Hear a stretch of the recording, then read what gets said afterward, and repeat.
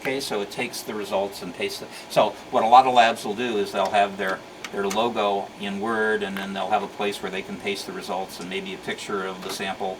And so now you've transferred the data from PeakSimple off to whatever document you want to have. If you want to put the chromatogram in, you can do that too. Just point to the chromatogram, hit copy picture, and then go back to Excel and hit paste, and then the picture of the chromatogram goes into your Word document. So here's what the printed output looks like. You've got stuff up here, which is the header information, where you can record your conditions and the name of the customer and all that kind of stuff.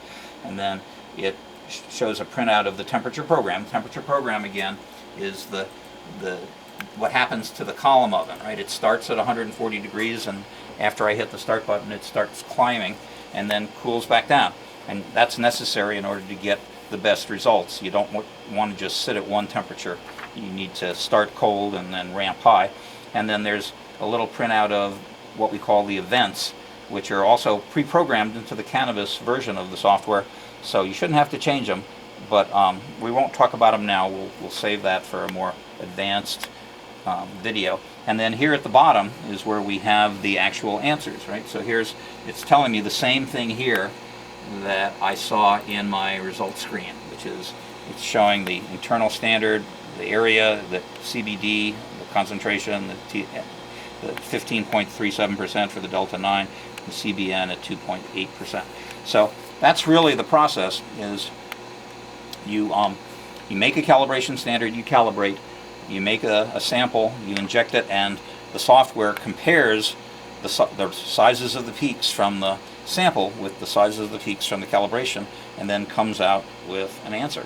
And when you've got that, you can print it out on paper, or you can email it with a PDF, or you can post it into a Word document and then send that to your customer. So I think that concludes everything that we really need to talk about in terms of getting set up. When you first start up with your GC, it's very important to establish that you can get a consistent answer. So the first thing that you want to do is inject this calibration standard 3, 4, 5 times in a row, and then compare the answers that you're getting. All your answers should be within 5 or 10%. The closer, the better. And it does improve with practice as you get more comfortable handling the syringe, as you get more consistent in the operation, as you develop an eye for how the baseline needs to define the bottom of the peak. Then the results get tighter and tighter, and we sometimes have contests here between the various folks, and we see who can have the tightest, what we call standard deviation. Standard deviation is a way of comparing how much variability there is in a column of numbers.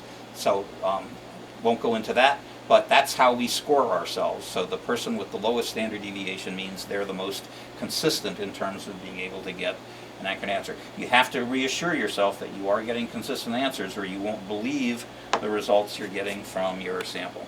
So that concludes the video, and give us a call at Tech Support, SRI Tech Support, if you have any questions. Thank you.